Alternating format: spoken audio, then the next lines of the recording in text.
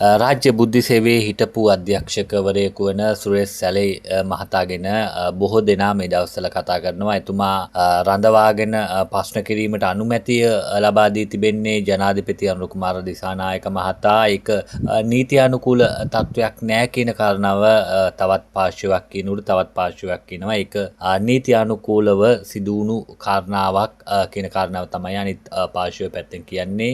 ජනාධිපතිවරයාට ඇති බලතලවලට අනුව සුරේෂ් සැලේ රඳවාගෙන ප්‍රශ්න කිරීමට අවසර දුන්නා කියන කාරණාව තමයි නැත්නම් රජයේ නියෝජනය කරන පාර්ශවය කියන්නේ. කෙසේ වෙතත් මේ වෙන විට සුරේෂ් සැලේ මාරාන්තික උපවාසයක් සිදු කිරීමෙන් අනතුරුව කොළඹ ජාතික රෝහලේ ප්‍රතිකාර ලැබමින් සිටිනවා කියන කාරණාව තමයි දැනට ලැබෙන වර්තමාන තොරතුරු වලට අනුව කියන්න තියෙන්නේ. කෙසේ වෙතත් මේ අත්අඩංගුවට ගැනීම රඳවාගෙන ප්‍රශ්න කිරීම කියන කාරණාව මතභේදාත්මක කාරණාවක් බවට පත් වෙලා තිබෙනවා. අපි මේ සම්බන්ධයෙන් සොයා බැලුවා. මොකද මේකේ ඇත්තටම මේ නීතියානුකූල නොවන විදිහට මේ අත්අඩංගුවට ගැනීම නැත්නම් රඳවාගෙන ප්‍රශ්න කරන්නේ කියන කාරණාව ගැන සොයා බැලුවා. මේ සම්බන්ධයෙන් නීතියානුකූල තත්ත්වේ නැත්නම් නීතිමය පැත්ත ගැන කතා කරන්න අපි ජනාධිපති නීතිඥ UR සිල්ලා සම්බන්ධ කරගත්තා. මේකේ නීතියානුකූල තත්ත්වය ඇත්තටම මේක නීති විරෝධී රඳවාගෙන ප්‍රශ්න කිරීමක්ද නැත්නම් ජනාධිපතිවරයාට පැවරී තියෙන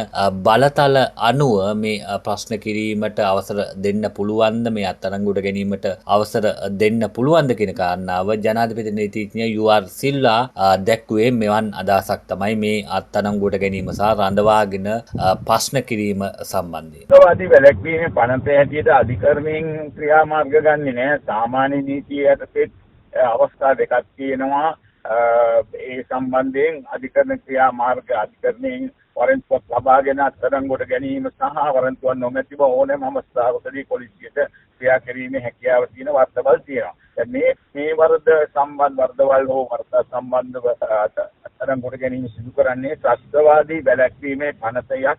ඒ පනත යටතේ ක්‍රියා කරනකොට ආරක්ෂක අමාත්‍යවරයා විසින් රැඳවුම් නියෝග අත්සන් කරලා කටයුතු කරන්න ආරක්ෂක අමාත්‍යවරයා සෑහීමට පත් වෙන අරුණු පොලිසිය විසින් ඉදිරිපත් කළාට පස්සේ ආරක්ෂක අමාත්‍යවරයා සෑහීමට පත් වෙලා තමයි ওই තත්ත්වය දීලා තියෙන්නේ. ඒක කොයිතරම් දුරට හරිද වැරදිද කියන එක තීරණය වෙන්න ඕනේ මූලික අයිතිවාසිකම් අනුකරණයකදී. දැනට තියෙන තත්ත්වය හැටියට අත්කාරයෙන් ඒ වගේ මේ ක්‍රියාත්මක වෙන්න කරුණු තියෙනවා නම් තිබුණා නම් ඒ නියෝගයේ කිසිදු වැරදක් වෙන්නේ නැහැ. නොමැතිව කිසිදු පදනමකින් තොරව ද්වේෂසහගත ලෙස කෙනෙක්ව රඳවා තබාගෙන ඉන්නවා නම් ඒ සම්බන්ධයෙන් අධිකරණ ක්‍රියාමාර්ගයක් ගන්නවා. ඉතින් මේක කෙනෙකුට පමණක් නෙමෙයි, අද අපේ නඩුකර ඉතිහාසයේම මූලික අයිතිවාසිකම් නඩුවල ඕක තමයි වෙන්නේ. පොලිසිය විසින් අත්අඩංගුවට ගන්නවා. ඒ ඇයට හැකියාවක් තියෙනවා කියලා ඊට පස්සේ ඔවුන් ක්‍රියා කරන ආකාරය පිළිබඳව අධිකරණයේ සාකච්ඡා බලලා ඔවුන්ගේ ඒ අදාළ පුද්ගලයාගේ මූලික අයිතිවාසිකම් කඩ වුණා කියන එක සම්බන්ධව තීන්දුවක් දෙනවා. ඉතින් මෙතන වෙලා තියෙන්නේ මේ තීන්දුව දෙනකොට දැනෙන කලක් ගත වීම තමයි අපගේ නීතියේ තියෙන පොඩි දුර්වලතාවය. ඉතින් මේ තත්ත්වේ නැති කරන්න පියවර ගන්නවා විනා මේ අවස්ථාවේදී විශේෂත්වයක් දැක්වීමේ හැකියාවක් නැහැ. කරන්න විදියක් නැහැ. මොකද දැන් ඔහු හිටපු ආරක්ෂක ප්‍රධානියෙක්. ඉතින් ඒ නිසා ඔහුට ඒ ලබා දෙන වරප්‍රසාද හෝ ඒ වගේ අමුතු වරප්‍රසාදයක් ලබා දීමේ හැකියාවක් නැහැ.